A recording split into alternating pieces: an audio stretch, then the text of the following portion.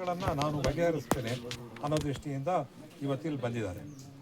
ನಾನು ಇಡೀ ಈ 9 ಗ್ರಾಮ ಮತ್ತು ಮೂಡಿಗೆರೆ ಸಕಲೇಶ್ಪುರ ಗ್ರಾಮದ ತಾಲೂಕಿನ ಎಲ್ಲ ಜನರ ಪರವಾಗಿ ನಾನು ನಿಮಗೆ ತುಂಬ ಪ್ರೀತಿಯಿಂದ ಈ ಮಲ್ನಾಡು ಜನ ನಾವು ಸ್ವಾಗತಿಸ್ತೀವಿ. ಮೇಡಮ್ ಅವರಿಗೆ ಒಂದು ವಿಚಾರ ಹೇಳ್ತೀನಿ. ನೀವು ಇಲ್ಲಿರೋ ಮುಖಗಳನ್ನೆಲ್ಲ ನೋಡಿ, ಈ ಗುಡ್ಡ, ಈ ಪರ್ವತ, ಇವೇ ಇವರ ಕೃಷಿಯ ಭೂಮಿ. ಇಲ್ಲಿ 200 ಇಂಚು ಮಳೆ ಬೀಳ್ತದೆ, ಕೆಲವು ಟೈಮಲ್ಲಿ 250-300 ಇಂಚು ಮಳೆ ಬೀಳ್ತದೆ. 300 ಇಂಚಸ್ ಮಳೆ ಅಂದರೆ ನಾವು ನೋಡೋ ಮಳೆ ಅಲ್ಲ ಮೇಡಮ್. ಹನಿ ಒಂದೊಂದು ಬಕೆಟ್ ನೀರು ಬಿದ್ದಂಗೆ ಬೀಳುತ್ತೆ. ಸೊ ಇದರಲ್ಲಿ ಕೃಷಿ ಮಾಡೋದೇ ಒಂದು ಭಾರಿ ದೊಡ್ಡ ಸಾಹಸ. ಇದನ್ನು ಬಿಟ್ಟು ಆಚೆ ಹೋಗೋಕ್ಕೆ ಜನರದ್ದು ತಯಾರಿಲ್ಲ. ಮಕ್ಕಳಿಗೇನೋ ಹೊರಗಡೆ ಓದ್ತಾ ಇದ್ದಾರೆ. ಹಾಗಾಗಿ ತುಂಬ ಈ ನೀರು ಮತ್ತು ಈ ಪ್ರಕೃತಿನ ನೋಡಿ ನೋಡಿ ನಮ್ಮ ಜನರು ತುಂಬ ಸಾಧು ಜನ. ಕೋಪನೇ ಬರಲ್ಲ ಅವರಿಗೆ. ಅನಿರೀಕ್ಷಿತ ಸಂದರ್ಭದಲ್ಲಿ ಇನ್ನೊಬ್ಬರು ಒತ್ತಡದಿಂದ ಬರಬೇಕಿವೇನೋ ಬರಲ್ಲ. ನೀವು ಇಲ್ಲಿ ನೋಡಿ, ನೀವು ಪೊಲೀಸ್ ಹಿಸ್ಟ್ರಿ ತೊಗೊಂಡ್ರೆ ನಾವು ತುಂಬ ಸಭ್ಯವಾದ ಜನ. ಹಾಗಾಗಿ ಈ ದೇವಸ್ಥಾನದ ಭಕ್ತರೇನಿದ್ದಾರೆ ಅವರು ಕೆಲವು ಈ ದೇವಸ್ಥಾನದ ಹಿತದೃಷ್ಟಿಯಿಂದ ಕೆಲವನ್ನೆಲ್ಲ ನಿಬಂಧನೆಗಳನ್ನು ಮಾಡಿದ್ದಾರೆ. ತಮಗೆ ಗೊತ್ತಿದೆ, ವಸ್ತ್ರ ಸಂಹಿಷ್ಣುತೆಯನ್ನು ನಾವು ಕಾಪಾಡಬೇಕು ಅನ್ನೋದು ಮೇಜರ್ ಇರೋದು.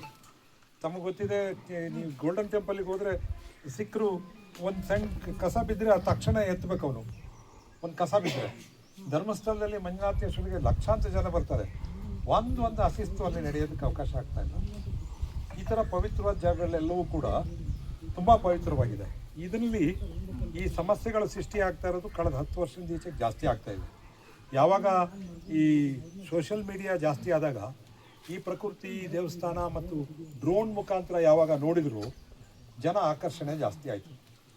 ಭಕ್ತರಿಗಿಂತ ಹೆಚ್ಚಾಗಿ 2 ಥರ ಮೇಡಮ್ ಇದ್ದಾರೆ. ಒಂದು ಭಕ್ತರು, ಇನ್ನೊಂದು ಪ್ರವಾಸಿಗರ ನೆಪದಲ್ಲಿ ಬರ್ತಕ್ಕಂಥ ನಗರವಾಸಿಗಳು. ಅವರು ವಸ್ತ್ರನ ಪಾಶ್ಚಿಮಾತ್ಯ ದೇಶದ ವಸ್ತ್ರಗಳನ್ನ ಹಾಕ್ತಾರೆ. ಮಿಡಿ, ಈ ಥರ ರವಿಕೆಗಳ ಇಲ್ಲದಲೇ ಸ್ವೆಟ್ರ್ ಹಾಕ್ಕೊಳ್ಳೋದು, ಈ ಥರ ಇಲ್ಲಿ ಬಂದು ಬರ್ತಾರೆ. ಬರೀ ಬರೋದೇ ಅಲ್ಲ, ಫೋಟೋ ಶೂಟ್ ಮಾಡ್ತಾರೆ. ಮದುವೆಗಳದ್ದು ಬಂದ್ಬಿಟ್ಟು ಅದೇನು ಪ್ರೀ ವೆಡ್ಡಿಂಗ್ ಶೂಟ್ ಆಗುತ್ತೆ. ಇಲ್ಲೇ ಕೇಕ್ ಕಟ್ ಮಾಡ್ತಾರೆ, ಇಲ್ಲೇ ಮಲಗ್ತಾರೆ ಮೇಡಮ್. ಟೆಂಟ್ ಹಾಕಿ ಇಲ್ಲಿ ಉಳಿದು ಬಿಡ್ತಾರೆ. ಇದಕ್ಕೆ ಯಾವ ನಿಬಂಧನೆನೂ ಕೂಡ ಇಲ್ಲ ಇಲ್ಲಿ. ಯಾಕೆಂದರೆ ಇದಕ್ಕೆ ಊರಿನವ್ರು ಬಿಟ್ಟರೆ, ಊರಿನವ್ರು ಕೇಳಿದರೆ ಇವತ್ತಿನ ಸ್ಥಿತಿ ಆಗಿದೆಯಲ್ಲ ಅದು ಯಾವತ್ತೂ ನಿರ್ಮಾಣ ಆಗೋದು. ಊರಿನವ್ರು ತುಂಬ ಶ್ರಮಪಟ್ಟಿದ್ದಾರೆ ಇದನ್ನ ಕಟ್ಟೋದಕ್ಕೆ. ನನಗೆ 2, 3, 4 ವರ್ಷದ ಘಟನೆ ಹೇಳ್ತೀನಿ. ಈ ದೇವಸ್ಥಾನದಲ್ಲಿ ರಸ್ತೆ ಆಗಿರಲಿಲ್ಲ, ಹೊಂಡ ಬಿದ್ದಿದ್ದು. ಗ್ರಾಮದವರೆಲ್ಲ 8 ಗ್ರಾಮ 9 ಗ್ರಾಮದವರು ಸರ್ಕಾರಿ ಜಾಗದಲ್ಲಿ ಮಣ್ಣು ತೆಗೆದು ಗುಂಡಿ ಮುಚ್ಚಿದ್ರು. ತಕ್ಷಣವೇ ಅರಣ್ಯ ಇಲಾಖೆ ಎಂಟರ್ ಆದರು. ಮಣ್ಣು ನಮ್ಮ ಮಣ್ಣನ್ನು ನೀವು ಹೇಗೆ ತೆಗೆದ್ರಿ? ಒಂದು ಸಣ್ಣ ಸಂಘರ್ಷ ಆಯಿತು. 9 ಜನ ಜೈಲಿಗೆ ಹೋದರು ಮೇಡಮ್. 9 ಜನ ಜೈಲಿಗೆ ಹೋದರು. ಕಾರಣ ಇಷ್ಟೇ, ಈ ದೇವಸ್ಥಾನದ ಜೀರ್ಣೋದ್ಧಾರದ ರಸ್ತೆಗೆ ಮಣ್ಣು ಹಾಕಿದ್ದಕ್ಕೆ. ಹಾಗೆ ಭಾರಿ ವರ್ಷಗಳಿಂದ ಸಂಘರ್ಷ ನಡೀತಾ ಇದೆ. ಯಾವಾಗ ನಡೆಯುತ್ತೆ ಅಂದರೆ, ಭಕ್ತರು ಮೊನ್ನೆ ದಿವಸ ನಡೆದಿರೋದುವೆ ಆ ಪ್ರಶಾಂತ್ ಮತ್ತು ಅವರ ಸಂಬಂಧಿಕರದ್ದು ಮದುವೆ ಆಗಿತ್ತು. ಇಲ್ಲಿ ನಮ್ಮಲ್ಲಿ ಸಂಪ್ರದಾಯ ಇದೆ, ಇಲ್ಲಿ ಎಲ್ಲ ವರ್ಗದ ಜನ, ಆಲ್ ಹಿಂದೂಸ್, ಯಾವುದೇ ಧಾರ್ಮಿಕ ಚಟುವಟಿಕೆ ಆಗುತ್ತೆ ಇಲ್ಲಿ ಬಂದು ಬರದಲ್ಲೇ ಹೋಗಲ್ಲ. ಮದುವೆ ಆದ್ಕೊಳ್ಳೆ ಹೆಣ್ಣು ಗಂಡು ಇಲ್ಲಿಗೆ ಹೋಗ್ತಾರೆ, ಪೂಜೆ ಮಾಡ್ತಾರೆ, ಆಶೀರ್ವಾದ ಪಡ್ಕೊಂಡು ಹೋಗ್ತಾರೆ. ಹಾಗೆಯೇ ಅವತ್ತು ಆ ದಿನ ಪ್ರಶಾಂತ್ ಮತ್ತು ಅವ್ರ ಗೆಳೆಯರು, ಅವರ ಹತ್ತಿರದ ಸಂಬಂಧಿಕರು ಇಲ್ಲಿಗೆ ಬಂದಿದ್ದರು ಪೂಜೆ ಮಾಡಿಸೋದಕ್ಕೆ. ಹೆಣ್ಮಕ್ಳು ತಮಗೊಂದು ಗಮನಕ್ಕೆ ತರ್ತೀನಿ ಮೇಡಮ್, ಪೂಜೆ ಮಾಡೋ ವರ್ಗ ಮತ್ತು ಶೋಕಿಗೆ ಬರ್ತಕ್ಕಂಥ ವರ್ಗ. ಈ ಶೋಕಿಗೆ ಬರ್ತಾರಲ್ಲ ಅವ್ರು ಯಾರೂ ಪೂಜೆ ಮಾಡಿಸಲ್ಲ, ದೇವಸ್ಥಾನದೊಳಗೆ ಹೋಗಲ್ಲ. ಅವ್ರೇನಿದ್ರು ಶೂಟಿಂಗ್ ಬಿಟ್ಟರೆ ಬಾಕಿದಿರಲ್ಲ. ಅವತ್ತು ಕಳೆದ ಘಟನೆ ಕೂಡ ಹಾಗೇ ಇದೆ. ಸೊ ನಾವು ನಿಮ್ಗೆ ಗೊತ್ತಿದೆ, ನಾವು ಮಲೆನಾಡಿನವರು ಅಹಿಂಸಾವಾದಿಗಳು. ಹಿಂಸೆ ಇಲ್ಲ, ನಮ್ಗೆ ಇತಿಹಾಸನೇ ಇಲ್ಲ. ಆದರೆ ಸಂದರ್ಭದೊಳಗಡೆ ಸಾಂದರ್ಭಿಕವಾಗಿ ಪ್ರಚೋದನೆ ಮಾಡಿ ಮೈಮೇಲೆ ಬೀಳಿಸುವಂಥ ಕೆಲಸ ನಡೆದಾಗ ಅದಕ್ಕೆ ಪ್ರತಿ ವಿರೋಧ ನಡೀತದೆ. ಮೊನ್ನೆ ನಡೆದ ಘಟನೆಯೂ ಹಾಗೇ. ನೀವು ಅದರಲ್ಲಿ 3-4 ವಿಡಿಯೋ ಮಾಡಿದ್ದಾರೆ. ತಮ್ಮ ಗಮನಕ್ಕೆ ತರ್ತೀನಿ, ನಮ್ಮ ಹತ್ರ ಎಲ್ಲ ಮೊಬೈಲ್ಗಳಿದ್ದರೆ ಸರಿಯಾಗಿ ನಮ್ಮ ಮಕ್ಕಳಿಗೆ ಮೊಬೈಲ್ ಬಳಸೋಕ್ಕೆ ಗೊತ್ತಿಲ್ಲ. ಬಂದಂಥವರೆಲ್ಲರೂ ಕೂಡ ಕ್ಯಾಮ್ರಾಮ್ಯಾನ್ಗಳಿದ್ರು, ಉನ್ನತ ಸ್ಥಾನದಲ್ಲಿರ್ತಕ್ಕಂಥವ್ರ ಮಕ್ಕಳಂತೆ. ಇಲ್ಲೊಂದು ದೊಡ್ಡ ಸಮಸ್ಯೆ ಇದೆ ಮೇಡಮ್. ಬರ್ತಾರೆ, ನಾನು DC ಮಗ ಅಂತಾರೆ.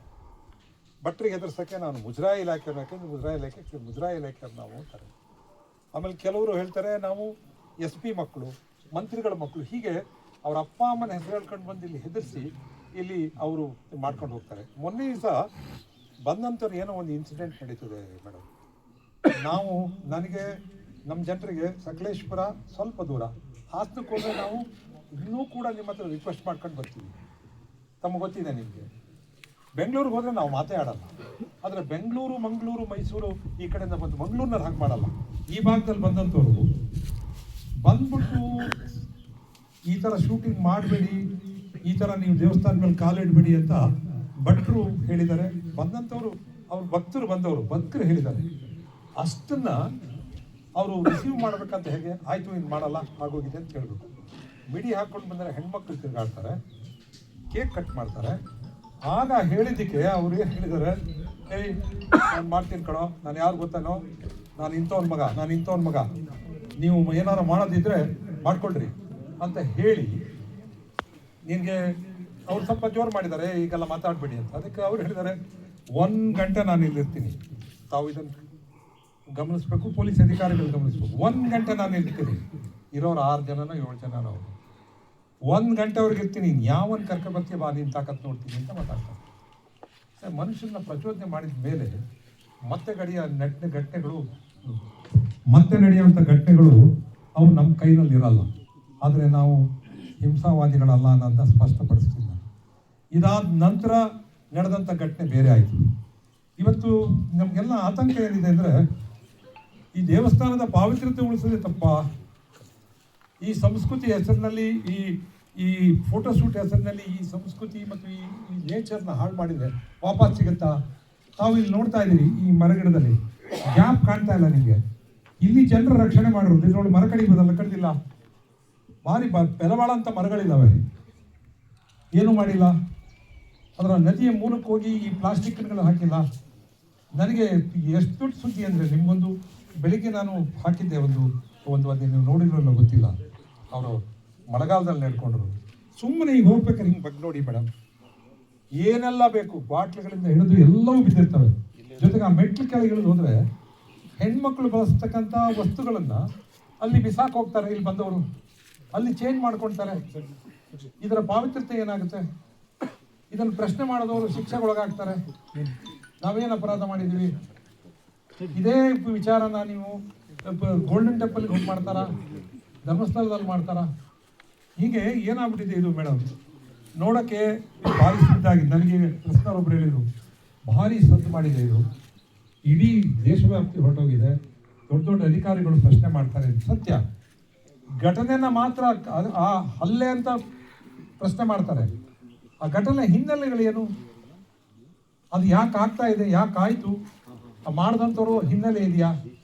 ತಮ್ಗೆ ಗೊತ್ತಿರಲಿ, ನನಗೆ ಈಗ ಯಾರು ಹೇಳಿದರು, ಆ ಪ್ರಶಾಂತ್ ಅಂತ ಹುಡುಗನ ಫೋಟೋನ ಒಂದನ್ನ ಈ AI ಅಂತೆಲ್ಲ ಎಂಥದ್ದು ಮಾಡ್ಬೋದು, AI ಮಾಡ್ಬಿಟ್ಟು ಒಂದು ಹುಡುಗಿ ಪಕ್ಕದಲ್ಲಿ ನಿಲ್ಲಿಸಿ ಅವ್ರನ್ನ ಫೋಟೋ ಶೂಟನ್ನು ಹಾಕ್ತಾರೆ. ನೋಡಿ, ಇವನು ಹಿಂದೆನೂ ಕೂಡ ಇವನು ಫೋಟೋ ಶೂಟ್ ಮಾಡಿದ್ದಾನೆ ಅಂತ ಹೇಳ್ತಾರೆ.